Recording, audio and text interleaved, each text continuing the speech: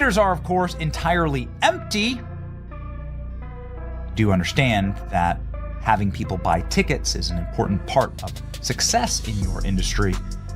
Rachel Ziegler, I guess, didn't get the memo. It did try to paint her out as the reason why Snow White flopped because of her expressing her political views. Need no man. She's not going to be dreaming about true love. She's dreaming about becoming the leader she knows she can be. I don't think Disney anticipated that it really has a deep and strong emotional place in their childhoods and throughout their lives. Sounds like you're one of the only ones there, just like Rachel Zegler, as it turns out, and we part with this video of Rachel Zegler alone in a theater watching herself. Please? After Snow White released, actress Rachel Zegler went to see her movie in an amphitheater, showing how nobody wanted to watch the movie.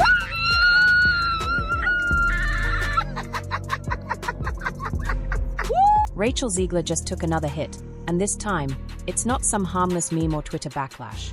It's real, live, on stage, in front of rows and rows of empty seats at a London theatre. After the whole Snow White disaster, Rachel was banking on her big stage debut in Evita to fix her image. But spoiler alert, it's flopping even harder than her last movie. Ticket sales are in a total free fall, and trust us, she knows it. You can literally see the stress written all over her face during interviews. This isn't stage fright, it's straight up regret. All those bold, controversial takes she dropped during the Snow White promo run. Yeah, the internet's not letting that go. It's still haunting her like a headline that refuses to die. Now, in case you missed it, Rachel is playing Eva Peron in the West End revival of Evita at the iconic London Palladium. And this isn't just any role. It's massive. We're talking 2,286 seats and legendary names like Andrew Lloyd Webber and Tim Rice behind the original.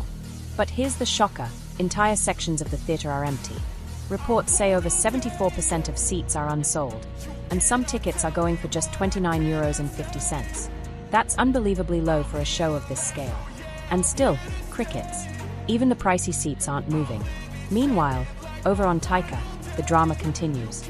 A Met Gala clip shows Rachel getting tons of love in the comments, while Gal Gadot, who literally stayed out of the drama, is catching heat for no reason. Make it make sense. It did try to paint her out as the reason why Snow White flopped because of her expressing her political views, even though her co-star, who I shall not name, also had shared her political views. She still got invited to the Met Gala, but she will not be attending. And yet somehow, Rachel's the one stuck with a theatre that barely anyone wants to step foot in. It's like the entire internet flipped upside down. So, I had to see it for myself. I jumped on the official booking page, and wow, row after row of empty seats staring back at me for every single night in June, July, and August. It's not like people forgot she's performing. No, it's more like they remembered and decided they are just not about to support her anymore. This isn't even about Snow White at this point. It's personal. People still haven't moved on from when she slammed the original fairy tale, called the prince a stalker, and turned what could have been a fun reboot into a full-on lecture. Need no man. She's not going to be dreaming about true love. She's dreaming about becoming the leader she knows she can be. I don't think Disney anticipated that it really has a deep and strong emotional place in their childhoods and throughout their lives. And maybe that film from 1937 did not need to be reimagined. And let's not ignore the numbers. Snow White made over $200 million, sure. But guess what? It still flopped. Why? Because Disney reportedly spent nearly $600 million on production, reshoots, and promotion. That kind of loss. No joke. It was so bad, Disney quietly put their Tangled remake on hold. Word on the street is that it was supposed to be even more modern and politically loaded than Snow White. Action Rapunzel is officially happening, and Florence Pugh will allegedly play Rapunzel. And while she seems like the perfect choice for the role because of how much they look alike, people in the comments had a lot to say. From some saying that the movie's ruined already, to others saying scrap it altogether, to most people complaining that Florence is too old to play the role and Rapunzel's supposed to be 18. Which in my opinion is a ridiculous statement because Florence is in her 20s and she could easily pass for Rapunzel. So here's the real deal. This flop isn't just about one play. It's exposing something way bigger. Rachel Zegler is quickly becoming the cautionary tale no one in Hollywood wants to talk about. Studios bet big on her after just one major role, West Side Story, trying to make her Disney's new golden girl. But the audience? They never bought in. And now, after Snow White bombed and her theater gigs can't even fill seats, the message couldn't be clearer. Fans want the real deal, not some diva attitude. And theater?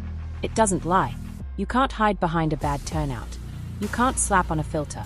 If no one's buying tickets, you're up there performing for empty chairs. It's wild how the same industry that can sell out Hamilton in seconds can't even fill half the seats for Evita, and it's starring Rachel Ziegler. And no, this isn't just a rough opening night or a slow patch. This has been going on night after night. The same thing. The London Palladium holds a massive 2,286 seats, and it doesn't matter if they drop prices or hype up the show. People still aren't showing up. Only ones there, just like Rachel Zegler, as it turns out, and we part with this video of Rachel Zegler alone in a theater watching herself.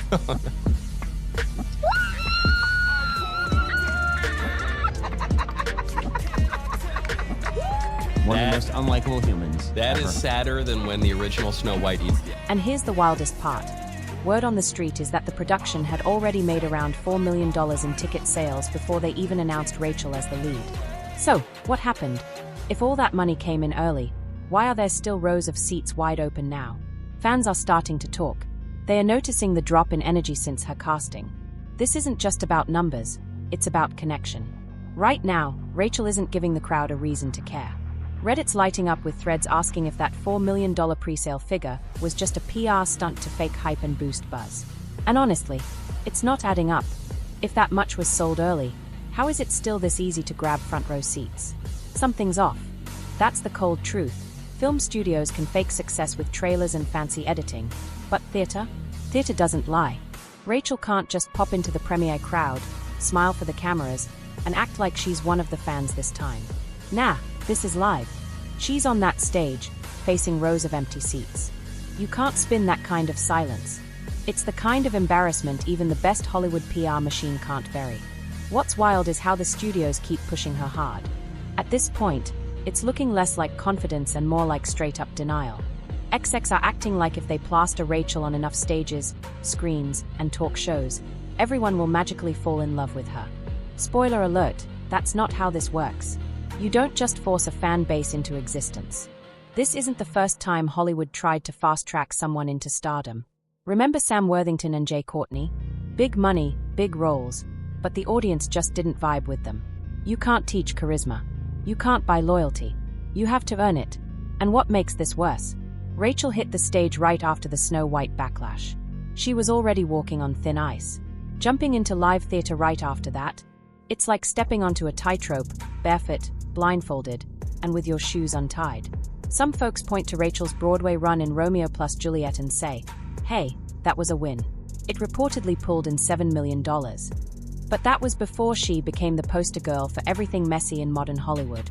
Now, when fans see her name in lights, it's not wow, a star.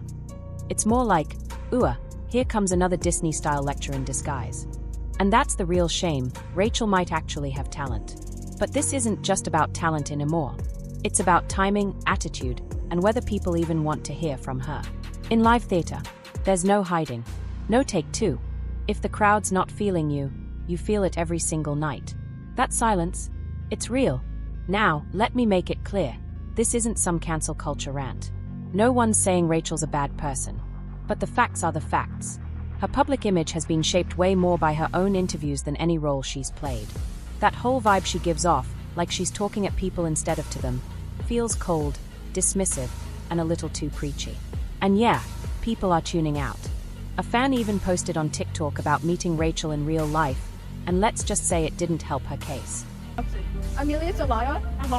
So I actually met Rachel Zegler in New York after her Broadway show performing Romeo and Juliet, and let me just say I have a couple opinions on her after meeting her in person. First, I will say I completely understand how people took what she said about Snow White and how she promoted that and just took it negatively, because I did too. Like, I genuinely did not like the way that she was talking about her character and stuff, but I have to say that in person, oh my god, she is so sweet, and not only that, she is ridiculously talented. Like, in that show, her singing actually blew me away. I've never heard anyone sing that well in person. I can't explain it. It was just amazing. I know there are some clips on TikTok where people secretly record the show. I highly recommend you guys go watch that because her riffs were insane, and she only had like one singing part, but that was my favorite part of the entire show. She is genuinely really talented and a nice person. I just think that the way that she talks and the way that she presents herself to the camera, it does not always bode well with people, but that doesn't make her a bad person. So yeah, that's my unpopular. The vibe, ice cold. Nothing like the warm, charming energy fans were hoping for. But somehow, the media keeps pushing the rising star narrative, Golden Globe winner, Hollywood sweetheart. Come on, now. This feels more like old-school PR trying to clean up a mess that's already 6 feet deep. Her last big role in the Hunger Games prequel? It was fine, but let's be real. That movie could have sold tickets on autopilot. The franchise name alone brings in crowds. People showed up for the Hunger Games, not for Rachel. And yet, Hollywood keeps backing her like they've doubled down and can't walk away. Because if they admit she wasn't the right fit for Snow White or that audiences just aren't connecting, it's not just Rachel's image that takes a hit, it's theirs too. It's the XX who backed her. They're the ones feeling the heat now. Big names like Spielberg, who reportedly pushed for Rachel to land Snow White in the first place, have gone silent. No public support. No damage control. Nothing. It's like they are crossing their fingers, hoping this whole mess fades away without a sound. With Gal Gadot calling out Rachel Zegler and putting her in the hot seat, as well as Disney when bringing up the production issues for Snow White. Now, Gal delivered the following. The most important thing when you are working on a film is teamwork. And when you have characters like the Evil Queen and Snow White, you expect teamwork to play a role in the creative process when you are trying to put something special together. We didn't really have teamwork, and there were many setbacks that we had to deal with during this entire process. And I just found that to be very exhausting. When you are acting, you expect your co-stars and the creatives to go all the way and to support each other, and we just didn't meet. Meanwhile, behind the scenes, there's even more smoke. Word is, Gal Gadot, who co-starred in Snow White, wasn't just frustrated by the public backlash. She was also dealing with the messy vibes on set. Reports say she's been venting privately about the lack of professionalism during filming. She hasn't dropped any names, but let's be real, who else is she talking about? And that's the bigger issue. Rachel might have the voice and the look, but what she doesn't seem to have is the key ingredient, connection. In Hollywood, it's not just about reading lines.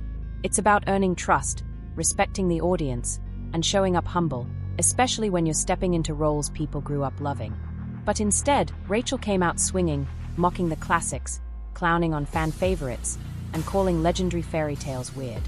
And fans, they remember that. That's why, even though she's got talent, her stardom just doesn't feel real. It feels forced, manufactured, like someone trying too hard to make fetch happen. It's not growing naturally, it's being shoved into the spotlight. And the saddest part, she's not the only one paying the price. Every actor, every crew member, every creative who poured their time into Snow White now has to wear that flop label too. All because of one person's attitude. That's why studios are switching tactics. Not by canceling Rachel Ziegler outright, but by slowly fading her out of the spotlight. It's like the Hollywood version of ghosting. 1 minute, you're the face of a major reboot, and the next, you're just gone. She might still pop up at award shows or do a red carpet here and there, but don't expect her to be front and center anytime soon. A press junket here, an appearance there, but let's be real, the star machine is hitting the brakes fast. So what's the real takeaway here? Rachel Zegler's career isn't dead, but it's definitely been put on pause. And not because she bombed one role, not because she lacks talent. Nope, it's because she skipped the most important rule in the game. The audience decides who wins. Not the headlines, not the studio XX, the fans. Hollywood rolled out the red carpet, handed her the roles, the glowing press, and the shiny awards, but forgot the one thing you can't manufacture, connection. You can't fake it. You can't force people to care. And now we're watching the fallout in real time, through rows of empty theater seats and a tidal wave of online comments. And honestly, we hope she figures it out. No one wants to see talent go to waste. But if she doesn't take the hint, someone else will. Someone who gets it. Someone who respects the fans. Who shows love for the craft. Who puts the story first, not the politics, not the lectures. Because at the end of the day, audiences don't want to be scolded. They want to be entertained. And here's the twist no one's talking about. While Rachel's spotlight dims, others are sliding in to claim the space she's leaving behind. New faces, less baggage, more charm, and a way better read on what audiences actually want. These rising stars aren't trying to rewrite the classics or stir the pot. They're showing up, doing the work, and letting the performances speak loudly. Meanwhile, Rachel's name is showing up in fewer cast lists and more comment threads. Not for wins, but for warnings. She's becoming the case study of what not to do in a career that once seemed unstoppable. Inside Hollywood boardrooms, XX are taking notes, and now every rising star is getting the same warning. Don't pull a Zegler. Because here's the hard truth. Once the crowd stops rooting for you, the fall hits fast. Fame moves at lightning speed, and sympathy, it has a short shelf life. One bad headline turns into 10. One interview clip gets chopped, reposted, and dragged for weeks. And when your name becomes more about drama than talent, you're in trouble. And even with all that noise, Rachel still hasn't done the one thing that could actually shift the narrative, a real moment of humility. No big apology, no vibe check, just more red carpets and half smirks like nothing's wrong. That's not confidence. That reads as disconnected. And in today's world, that's the fastest way to lose your fan base, for good. So now we've got to ask, was Rachel Zegler just caught in the storm? Or did Hollywood try way too hard to force a star the audience never actually asked for? Is this a brutal fall from grace? Or finally, a wake-up call for the industry to start listening? Drop your thoughts in the comments. We're reading every single one. Was it the roles? The attitude? The timing? Let's get into it. And hey, if you're into unfiltered breakdowns like this, smash that like button, share this with someone who's been watching the drama unfold, and hit that subscribe so you never miss a deep dive. Because trust, the stories, they're only getting wilder from here. Catch you on the next one.